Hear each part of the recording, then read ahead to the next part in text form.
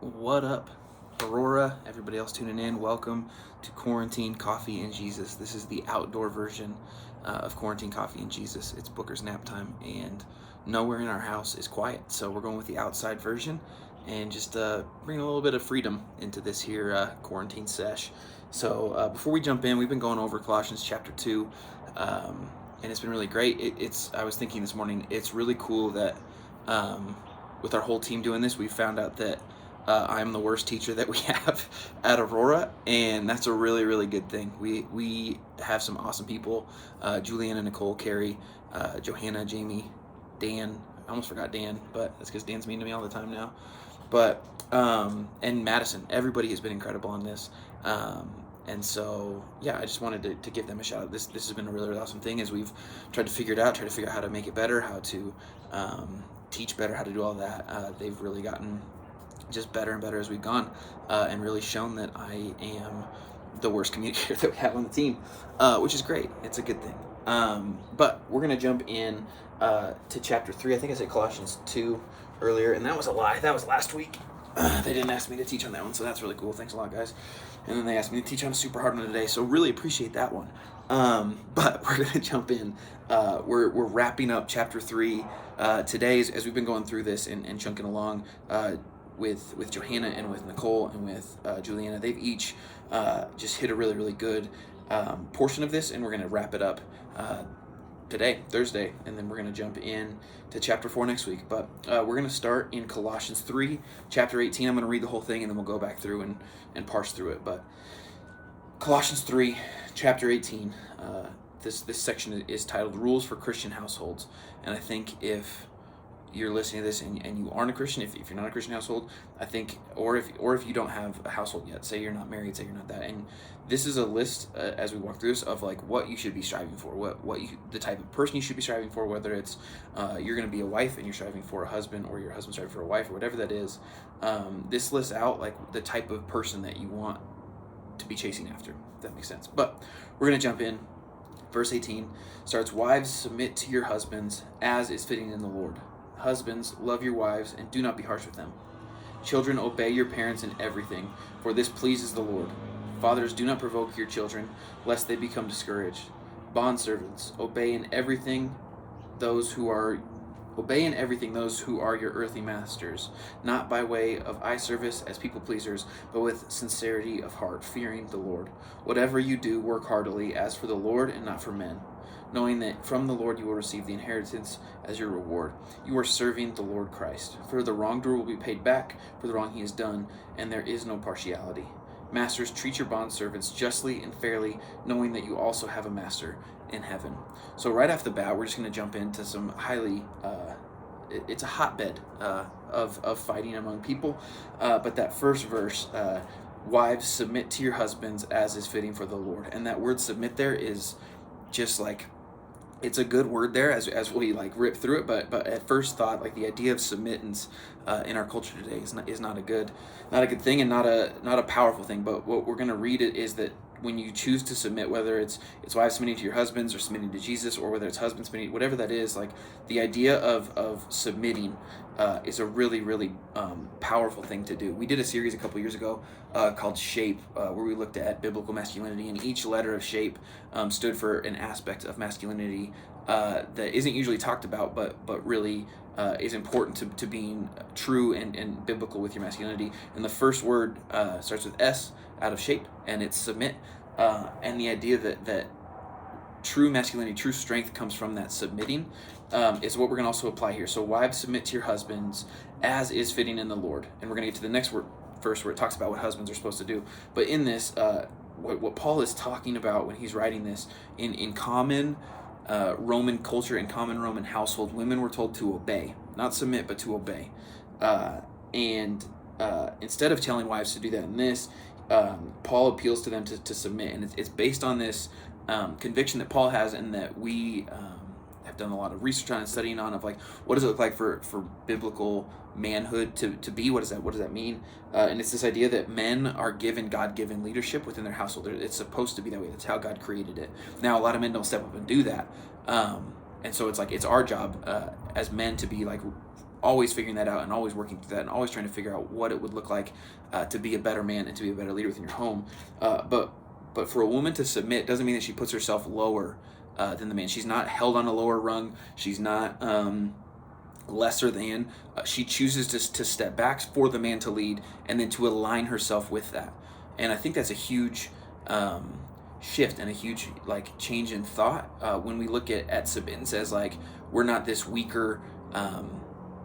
It feels almost pathetic when you hear the word submit, but it's not that. It's not this weakness or this pathetic thought. It's this idea that you are so aligned with the person leading you that you step in sync with them. So women, step in sync with your husband. Submit to let them lead. Let them be the head that they're supposed to be. As I was listening to one of Jim's talks from years and years and years ago, he made a comment about like people always don't want to be the leader until things go wrong. People always want to be the leader until you're going to be held accountable for it. And it's true. And I think there's a lot of times where it's like that we as men need to step up and lead and take on those consequences and take all that on. And there's a lot of times where men don't do that, so wives have to step up. So this verse kind of goes twofold. Number one, it's wives, submit to your husbands, but husbands, step up. Be worthy enough for your wife to want to submit to and to want to follow. Like there's a lot of things that we have to step up to do in order for wives to do this in the right biblical way, if that makes sense. And the sentence ends with, as is fitting in the Lord. So running everything that we're about to read in this, he actually says that a lot. I think the count is 7 times in these next 9 verses that he uses that phrase, like in the Lord, as the Lord, whatever that is. And it's like running the filter of every position that we hold in society, every position that we hold within the hierarchy of whatever our world is, and running it through this filter of like who Christ is. So like wives, because of who Christ is, you can submit to your husbands. Husbands, because of who Christ is, you need to step up and do this, which comes into verse 19.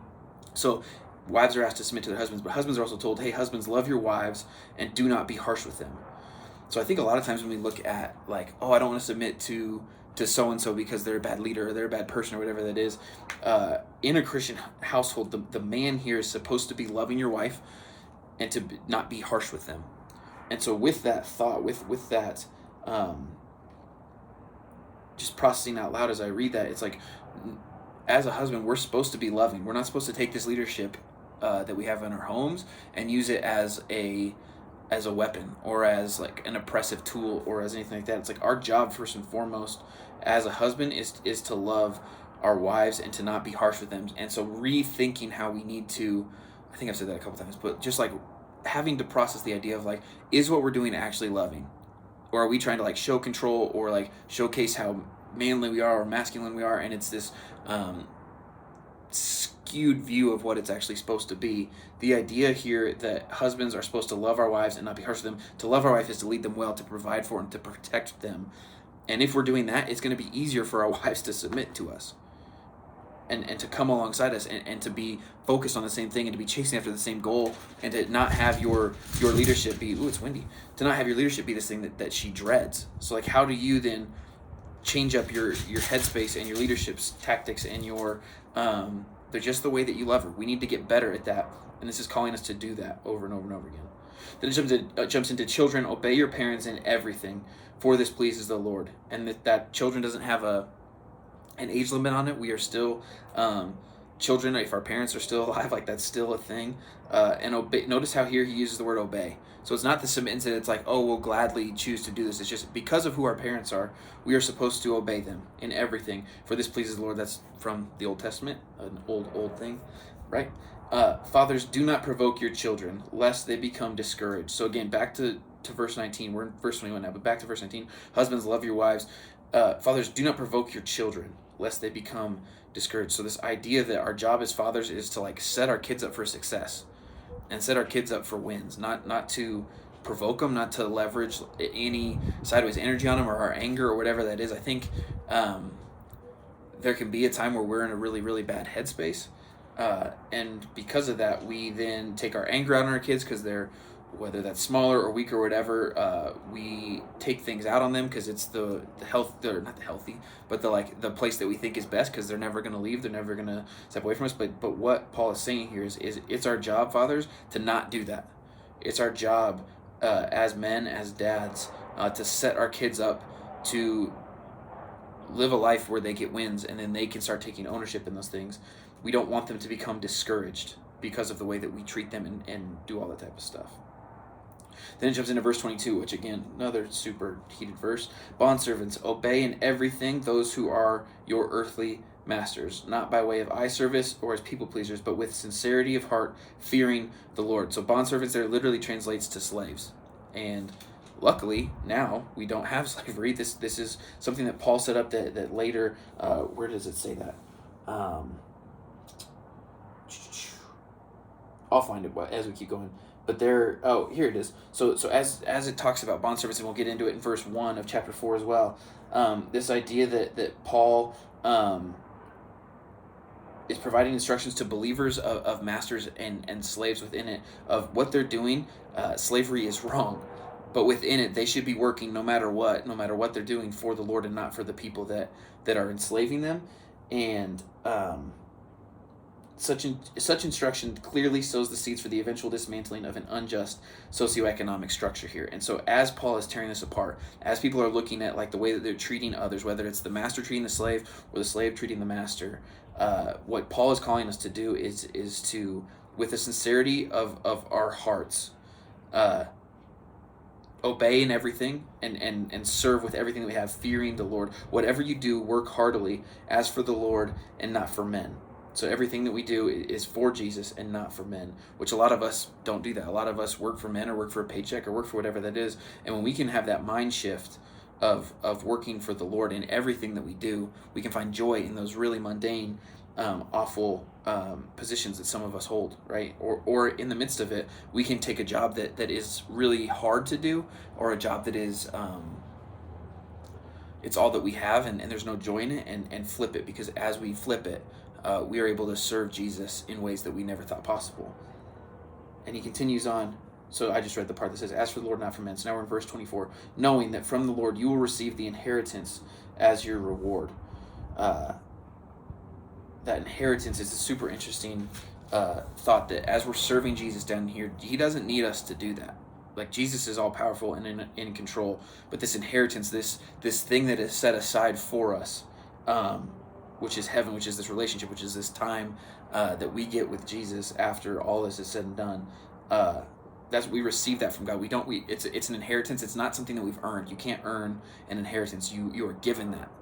And so as we're supposed to be working heartily as for the Lord and not for men, knowing that because of that we are given a gift that we could never earn as our reward. You are serving the Lord Christ. For the wrongdoer will be paid back for the wrong he has done, and there is no partiality. There's no separation there. There's no, it's self-explanatory. I won't go into it. But this last verse, I touched on it a little bit, but this last verse 1 of chapter 4, Masters, treat your bondservants justly and fairly, knowing that you have a master in heaven. This idea that at the time that there was slaves, that if these masters of slaves were to treat their slaves justly and fairly, with the same idea that we have a master in heaven, or these masters have a master in heaven, it's this interesting thought of like the people that we are in charge of. Now it's not slaves, right? We don't have slaves anymore, which is a really good thing, but we do have people that we're in charge for, whether it's our teams, whether it's our kids, our families, whether it's people that work for us, or we're a coach of a team, whatever that is. Applying that thought of treating everybody justly and fairly, knowing that we have a master in heaven because we submit to that master in heaven, and the people below us submit to us. So it all comes back to that first verse that we read earlier about submitting. It's like people are choosing to follow us. What type of leader do you want to be in that? Do you want to be a just and fair leader? Or do you want to be this dictator, this person who instills fear and does all that? There's a lot of us who have used fear to manipulate or to control, and usually it comes back to bite us, right? But we aren't actually leading people the way that Jesus would. We aren't actually loving people the way that Jesus would. Jesus loves justly and fairly. And so what this is calling us to do is to treat the people that we are, what's the right word that I'm looking for? That we've been entrusted with, justly and fairly, knowing that we have a master in heaven. And that kind of implies then that that's how our master in heaven is going to treat us, is justly and fairly. So as I read through this, those are the verses. Those are like just the initial thoughts as we walk through it. The main question or like thought that kept popping up over and over and over again was like the reverse of each of each verse that we read. So it's like, okay, wives, submit to your husbands as is fitting for the Lord. My thought there is not like, yeah, Taylor, read that and start submitting to me. Like, that's not what came to me. But it's like, am I being a husband that's worth submitting to right now? So my question for you, men that are listening to this, is what right now in your marriage, what right now in your life is out of sync from that thought? Like, are you worthy are you worthy to be followed right now? And if you're not, what needs to change? So with that, what in your life needs to change if your life isn't lined up that way? And again, back to husbands, like, what do you need to change in your life to love your wife better? Not to love her best, because we're never going to figure that out. Like, it's a long stretch to figure that out. But like, what's one tangible thing that you could do today? What's one step you could do to love your wife better today? Or maybe you're the type of husband that's been harsh. I think in the midst of quarantine, I've got like darker and darker in my thoughts. And with that has come harshness, and I've snapped a lot, and I've not been the type of husband that I want to be. I've been a like quick to react, like my patience is gone. And so for me, like the step that I need to take is a couple different things. Number one, I just need to take a step to start treating Taylor better. But number two, what I'm trying to do in order to do that is instead of reacting with my first initial thoughts, I'm trying to take a breath. Because as I get caught up in my head, as like, the walls feel like they're closing in, as anything like that is going on, I get into a spot where it's like, I'm just like angry and quick to snap. And so recently I've noticed a lot of times, like, Taylor will say something and I'll instantly snap at her. And instead of doing that, what I'm trying to do is take a breath and figure out, like, is what I'm about to say actually loving and useful now, or is it me just trying to get the upper hand? I think a lot of times I try to get the upper hand instead of actually loving or leading well. And that's across the board, whether that's with our team or whether that's with some of you guys. I just, when I'm in a bad headspace, that's where I go to. So I'm trying to work out of that and try to figure out how to do that better. But overall, Paul's giving us instructions on how to run our households better. So my biggest overarching question for you is first a challenge, and then from there, one final question. So my challenge for you is this. My challenge for you is to take a minute after this is all done and just take an assessment of where your household's at. Across the board. Your kids, your husband, your wife, yourself, the people that are under your roof in the midst of quarantine, in the midst of the stay-at-home order, who's been entrusted to you, and take a status on that. Where are people at with that? And if the answer is they're in a really great place, I'm leading them really well, things are going really great, what's one more step to make it better? The answer might not be that. The answer might be, oh, so-and-so is not doing well, I'm not doing well, my son's not doing, whatever that is. So take the assessment of your household, but after that's going to be a challenge. It's going to take a little while to think that through and to come up with a good possibility for it. But then my final question for you is then, what needs to be done so that your household lines up like this?